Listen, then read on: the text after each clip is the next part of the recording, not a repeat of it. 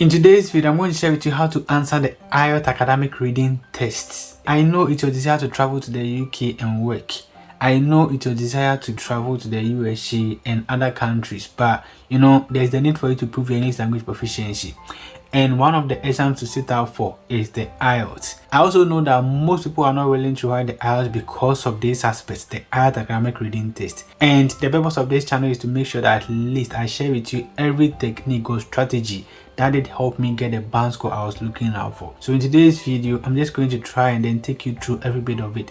So when the question paper is put in front of you, what do you have to do to get the score you are looking out for? If you think this video will be of much value to you, then come with me.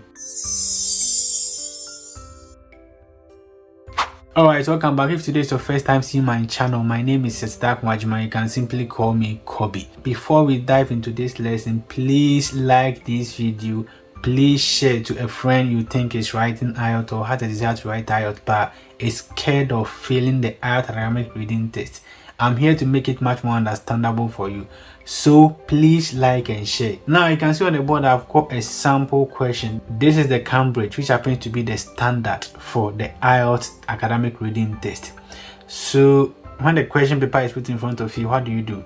That's a question I mostly get from people. To pass the IELTS reading test, your first step is very important. Just like the first step in a race determines how well you finish. Now, when you look on here, we've got a very important topic this passage is talking about, the importance of children's play. For all you know, you may not have read anything about child's play, but it doesn't really matter. You don't have to know the topic to answer the questions. That is one thing you have to take into consideration. First of all, this is the first passage. Apparently, that will be indicated for you. Reading passage 1, and every passage comes with its own instruction. So you have to spend 20 minutes on questions 1 to 13, which are based on the reading passage 1. So what this means is that this passage is followed by 13 questions.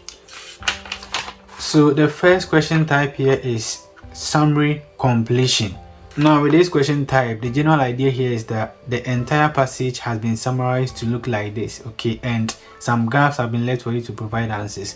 So in this video, I'm going to show you how to approach this question type, and then with our subsequent videos, we'll be looking at each one of the question types available, so that at least if there's one in there that is causing a headache for you, you'll be able to know how to go about it. Now let's say I'm an IELTS test taker. I go to the examination center and then I have this paper right in front of me. So this is my reading test. So now the first thing I have to do is to take notice of the title. You should understand that you're not going to read this entire passage because you've got only 20 minutes to do this.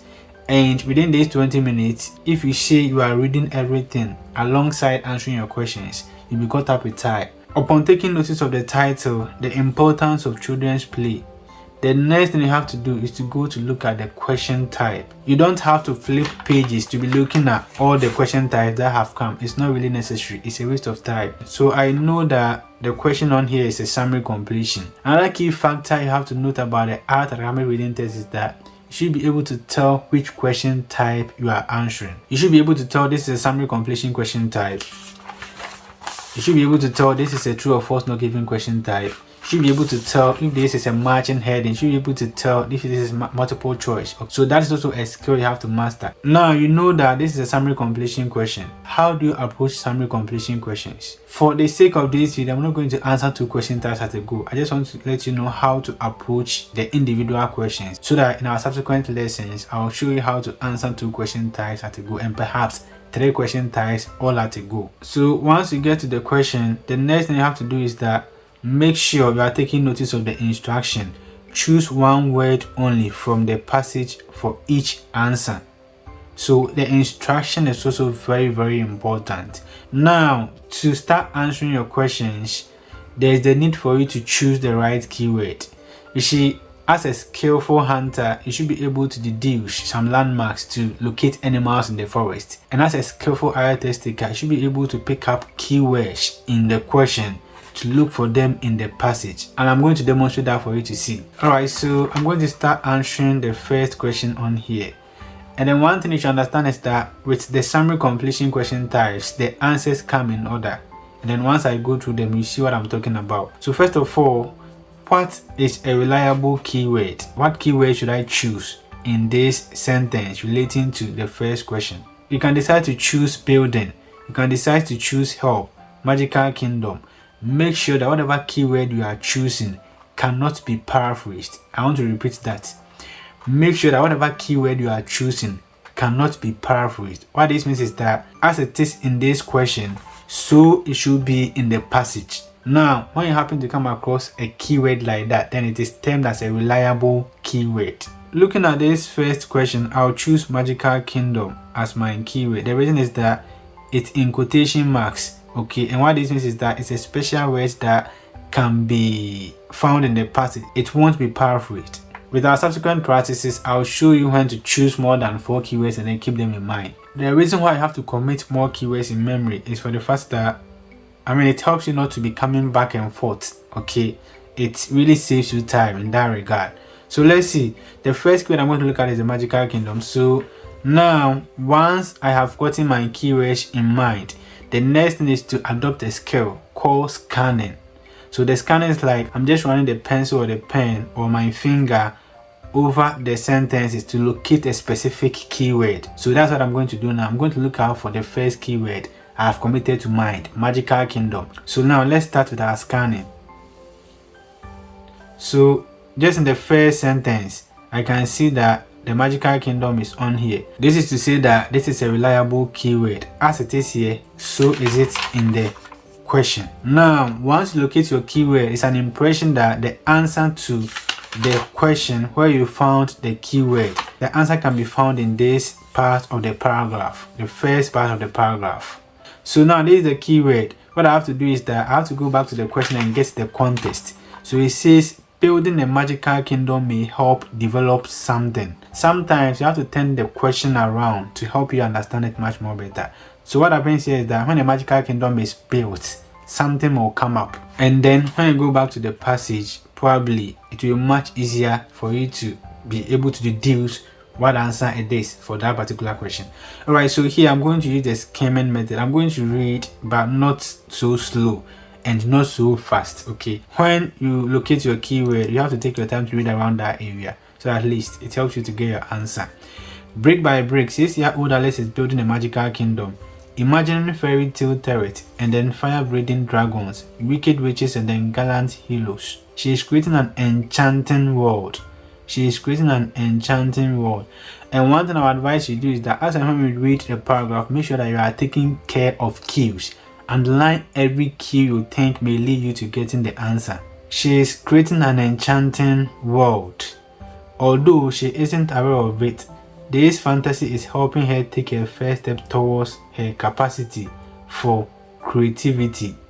Okay, so this is ringing a bell, but let's move on. And so it will have important repercussions in her adult life.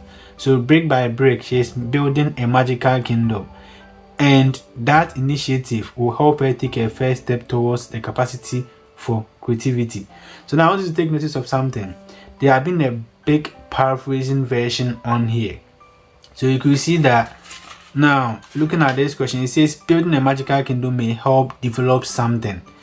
And when you come to the passage, it says on here that this fantasy is helping her take a first step towards her capacity for creativity. So this sentence has been paraphrased, okay, to basically look like that. Okay, so getting the context of the question is very, very important. So here I can confidently say that the answer is creativity. What I want to tell you is that when you locate your answer, don't be happy going to write your answer on the answer booklet. Just take your time, relax, okay? We're going to undertake one important skill, and that is to track your answer.